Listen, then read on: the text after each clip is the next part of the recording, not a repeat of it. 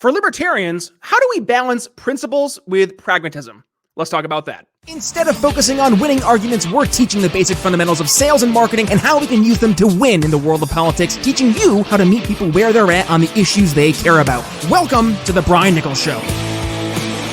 Well, hey there, folks. Brian Nichols here on the Brian Nichols Show. Thank you for joining us on, of course, another fun-filled episode. I am, as always, your humble host, joining you live from our BNC studios here in lovely Eastern Indiana. Don't let the upcoming recession put your company at risk. You have to readapt, and readapt, as Michael Scott would say. So go ahead and change your sales and messaging strategies today and get help from Brian at briannicholsconsulting.com. All right, libertarians, this is a conversation we've had probably like a dozen times here in the program, but it gets asked more often than not.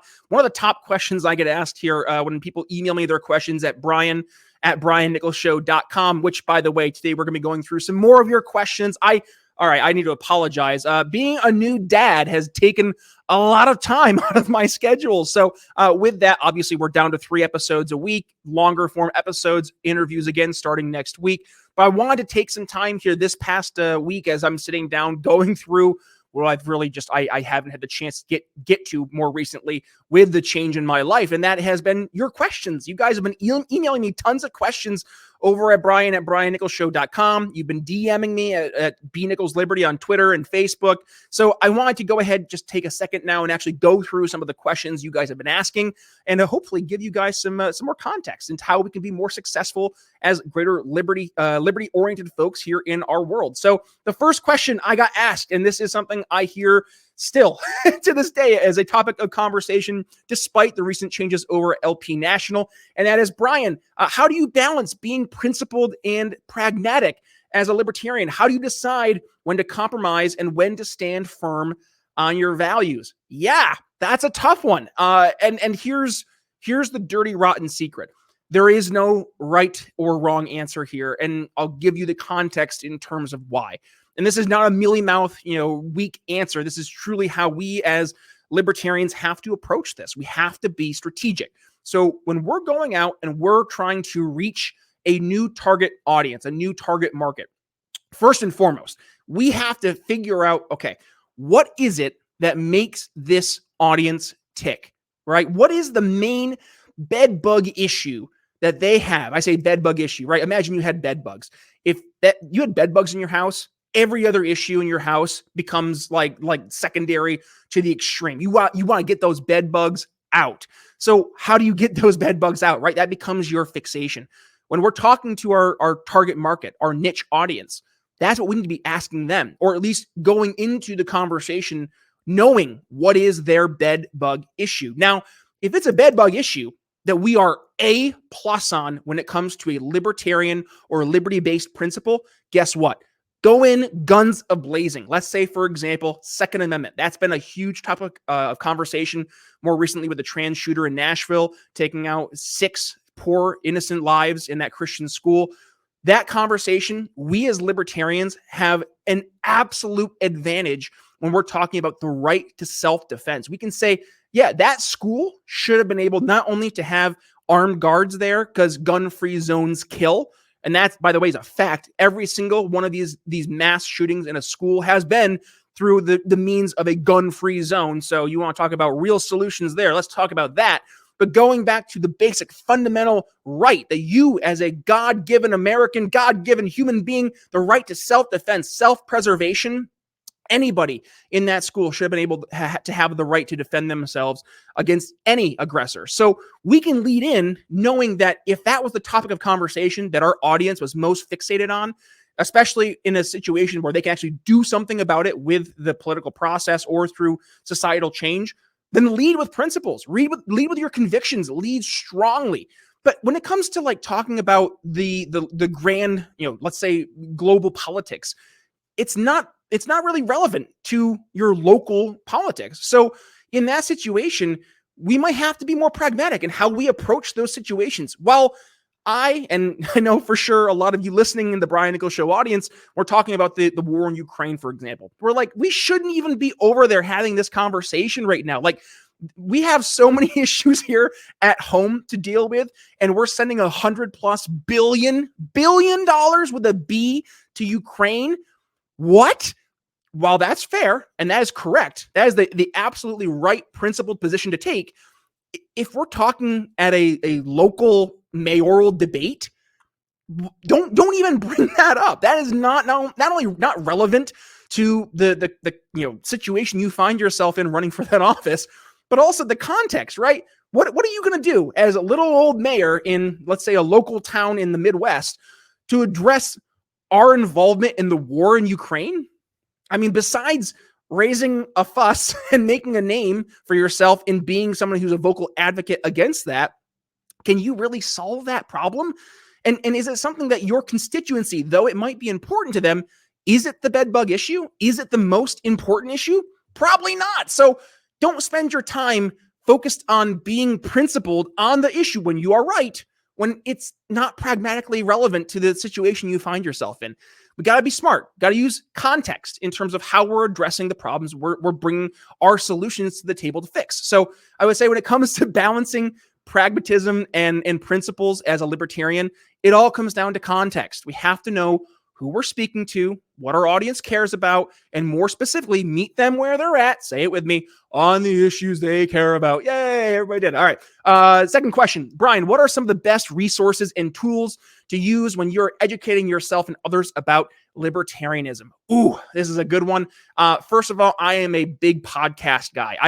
Surprise! I love podcasts. I think they are not only a great means to listen and be able to do something else while listening to a podcast, but it also gives you the chance to take a step back from, like, if you were at a movie, let's say you're trying to watch a movie, you're going to be involved more, not just in the movie, but also the plot, the storyline, all that fun stuff that goes with the movie. And while there might be libertarian themes there, I find that the best way to understand our values is to go through, in my opinion, through podcasts. So with that, I love podcasts. I think using them to listen to the news as well is very important, but I also am a big fan of written content. I will go ahead. I subscribe to a number of different libertarian or liberty-leaning organizations' news publications. So here, I'll go back for the podcast. I'm a big fan of Tom Woods, Part of the Problem with Dave Smith.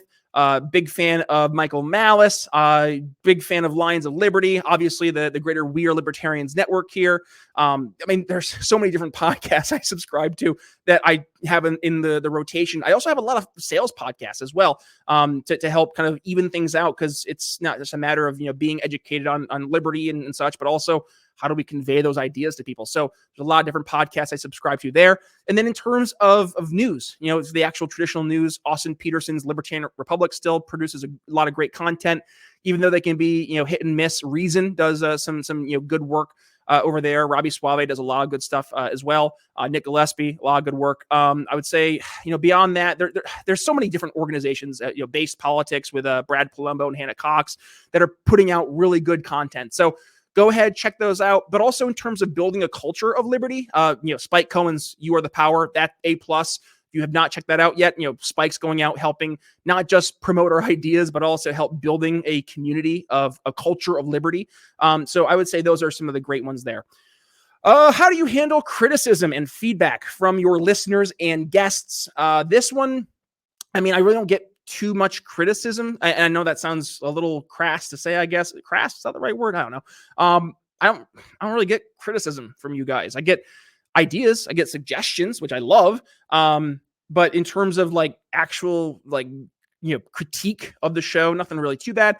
Feedback, I love feedback. Feedback is how you get better, right? I embrace feedback. I actually ask you guys every time we have a show to email me, brian@briannicholsshow.com. Let me hear your thoughts, suggestions, all that fun stuff. This has a second part of the question, though. How do you deal with trolls and haters online? Ooh, this is a good one. This actually goes back to an episode I did late last year, I think it was. And that is, do not argue with donkeys, even when they say the grass is blue. This goes back to an old wise tale where you had the king lion, and he's the one who oversees what is and is not considered, fair and not fair in the society of this, story, whatever it is. And you have a tiger and a donkey, and the donkey is like, tiger, the grass is blue. And the tiger's like, no, it's not. The grass is not blue. The grass is green. Everybody knows the grass is green. But the donkey's like, no, tiger, the grass is blue.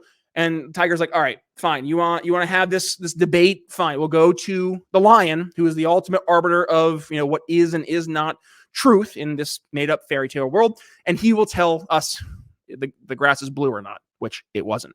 And the donkey and the tiger go before the lion, and the lion hears both cases, grass blue, grass green.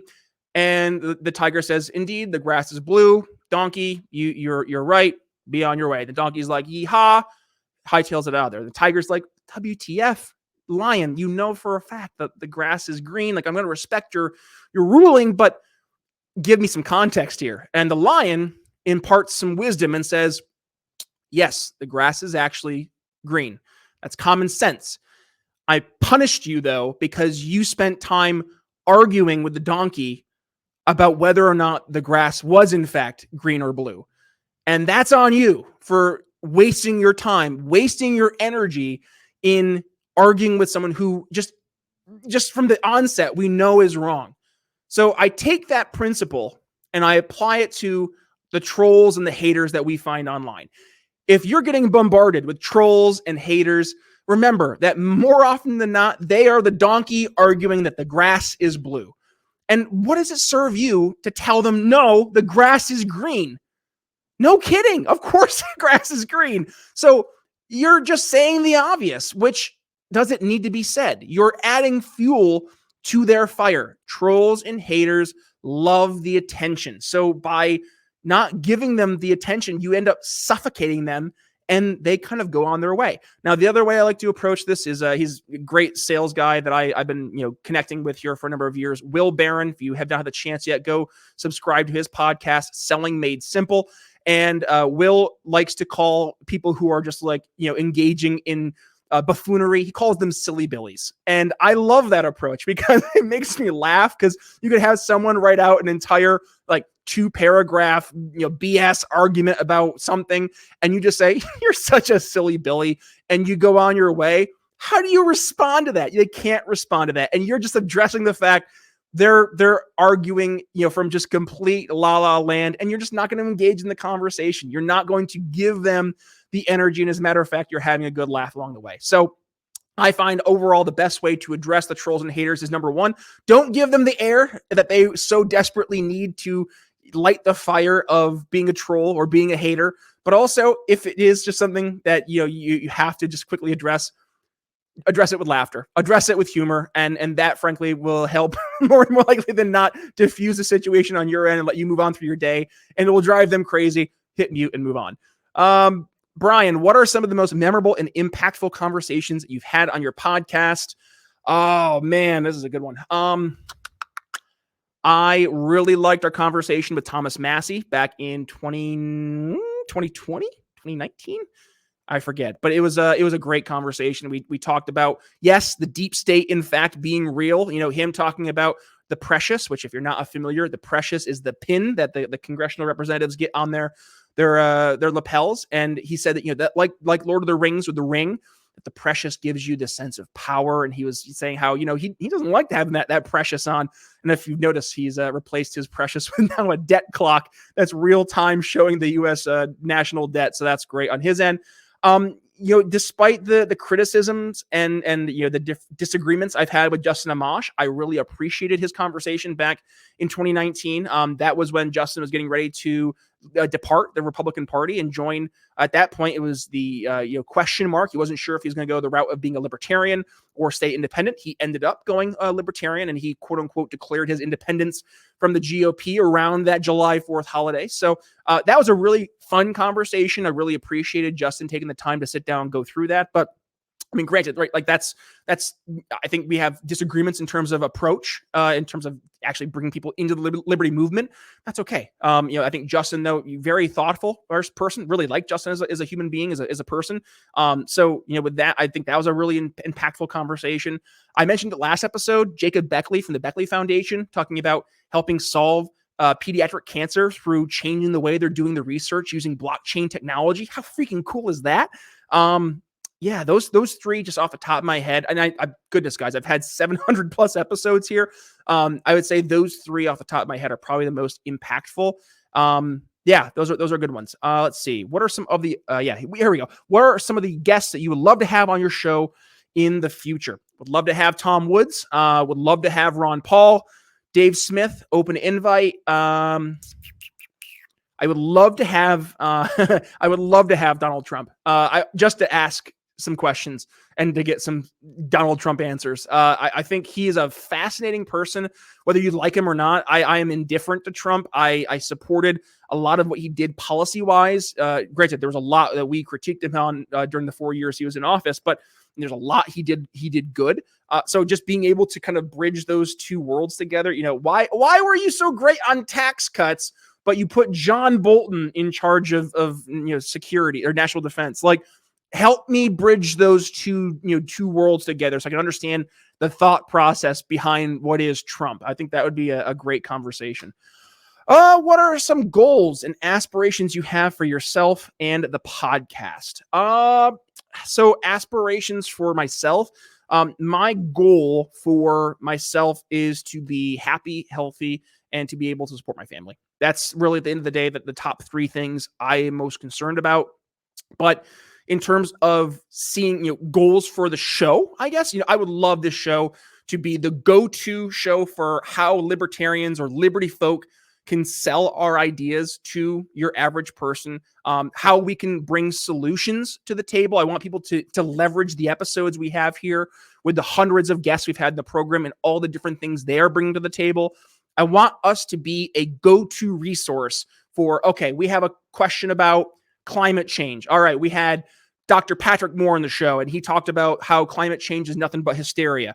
We want to talk about the importance of freedom of association and just the idea of individual rights. We had Dr. Adrian Bajan on the program, and he was talking about how, freedom itself is actually scientific reality. And he digs into all that and more because he actually does a lot of stuff in engineering. I think it's thermodynamics is his specialty. But anyways, there is an entire approach to his scientific method that goes into the ideas of how when we do things in society, we like to do things in a free to move path, and actually bridging the world of being a libertarian or liberty oriented person with how nature works. That was a really cool conversation. So having those different resources available, that's something I would really love for the show. But also, we talked about this last time, I am firmly in the camp of good people bring out the good in people. So I want this to also be an environment where your average person can say, I just want to find a group of people in the liberty movement who, they have a good head in their shoulders, they care about each other, and they want to embrace and promote the goodness of what we're accomplishing, not just from our ideas being right or what arguments we won online, but really just highlighting what you're doing in your life to make things better. What are you doing to help improve your community? What are you doing to help improve your life? Like I'm a big fitness guy. I'm up at 4:30 in the morning. Granted, that's been every morning here with my daughter. But I've been up usually 4:30 in the morning, getting my morning workout in because I used to weigh 385 pounds. I know how not free I was when I was stuck in the confines of my old body, and being able to not only embrace a new lifestyle, but I want to be able to share that with people who are struggling and say, hey, I went through this. Here's what I did. And here's what it resulted in. And to help be not just there to help share those stories, but have a network. I want a network of good people doing great things, predominantly in this greater liberty movement, because that's how we're going to be able to promote ourselves, is by being the best version of ourselves. So that's a goal I have for myself, I guess, and the podcast / the community we have here at the Brian Nichols Show. And the last question, how do you measure your success and impact as a podcaster and a libertarian? I've never, do you ever have success as a libertarian? No, I'm just teasing. No, to answer that question, I think it's subjective. You look at how do you measure success as a podcaster? It's not downloads. It's not, and that's the thing too. I hate this podcast had 30,000 downloads an episode. It's great. What are those 30,000 people doing? Are they sitting there in their echo chambers nodding in agreement saying, yes, that's right. Yes, daddy, say more that I agree with. Or are they taking what we're talking about and being able to apply the values and the solutions that we're bringing to the table to the real problems they see?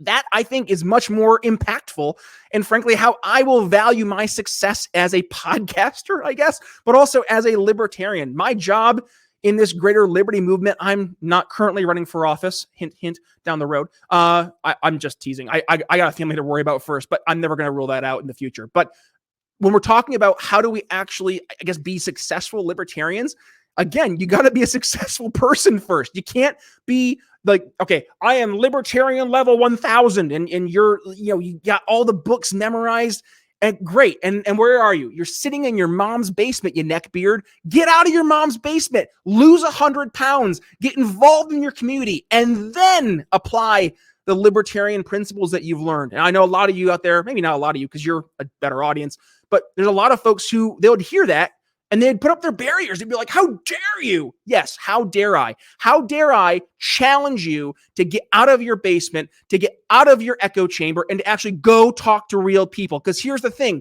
The verbiage we use online is not the verbiage that your average person talks about or talks like. If we go in saying, as a libertarian, we talk about the non-aggression principle, and here's what that means, your average person is going to hear that and be like, the non-aggression principle? How does that impact me with being able to pay the bills, to put enough food in the grocery cart to feed my family, to make sure that the heat doesn't turn off in the middle of the winter? Help me address that first before you're preaching to me about the features and benefits of libertarianism through the confines of a non-aggression principle. You know the difference? That's where we're losing right now, because we think that we can just go into this regular world outside of our libertarian echo chambers and have these conversations with your average person and that they'll get it. They don't, because they don't speak this language. It's like you start talking to somebody from China and you know nothing of Mandarin, right? You know no Chinese, and all of a sudden you're getting bombarded with somebody speaking a different language to you. You're gonna be like, what? No hablo Chinese, lady. Sorry. Help me understand you better. Let's get the Google Translate out. Let me figure out what you're saying. And vice versa. She might not know what I'm saying. So being involved in your community, getting yourself ingrained and understanding not just what your solution can do, but specifically the problems they're facing and how your solution addresses those problems. That's what's more important. So I would say that's how I would measure my success as a libertarian. I hope you, as a member of the audience, that's how you measure your success as a libertarian. I would love to hear what your thoughts are. If you're joining us here on YouTube, Odyssey, Rumble, or Sovereign, do me a favor. Down below, give me your comments. Give me your thoughts. How do you measure success as a libertarian? And if you're joining us on the podcast version of the show, well, email me, Brian at briannicholsshow.com. I want to hear about how you measure success as a libertarian. And also, if you want to get involved in our awesome group over on Facebook, well, you just got to go ahead and join the Patreons. It's $1.99 a month, $1.99 a month. That's less than a cup of coffee at Starbucks. I think if you want to go ahead and actually grow where you are as a libertarian, but beyond just being A+ in philosophy and the features and benefits of libertarianism, but actually applying it to how we're impacting the problems our communities face, $1.99 a month, it's worth it. So head over to our Patreon, sign up. You will get longer behind the scenes interviews. Plus, you're going to go ahead and get access to that awesome Facebook group. And by the way, I go ahead, if you are a $5 or month subscriber, you will get something from me in the mail, a nice little item here and there from our shop over at briannicholsshow.com. Other than that, folks, it's number 2 of our 3 episodes here this week. Hope we're all getting kind of back into the swing of things here. I know I finally am really excited. I can't tell if you can tell. I actually got some sleep last night, so got some energy levels today. So hopefully you guys are on board with me as we're changing things up here at the show. We're going a little bit different of a route than we had been, but still we're sticking in the ideas of selling liberty, but also we're really emphasizing the good people, bringing out the good in people. And I want to hear from you. If you think we have a good idea here, I want to just go ahead and raise up what your thoughts are. So again, email me, Brian at briannicholsshow.com. Other than that, that's all I have for you. Follow me on social media at @BNicholsLiberty, Twitter, Facebook, and wherever you go ahead and get your video content, whether that was YouTube, Sovereign, Odyssey, and Rumble. Hit that subscribe button and a little notification bell so you don't miss a single time we go live. But with that being said, Brian Nichols signing off here on The Brian Nichols Show. We'll see you later. Thanks for listening to The Brian Nichols Show. Find more episodes at briannicholsshow.com.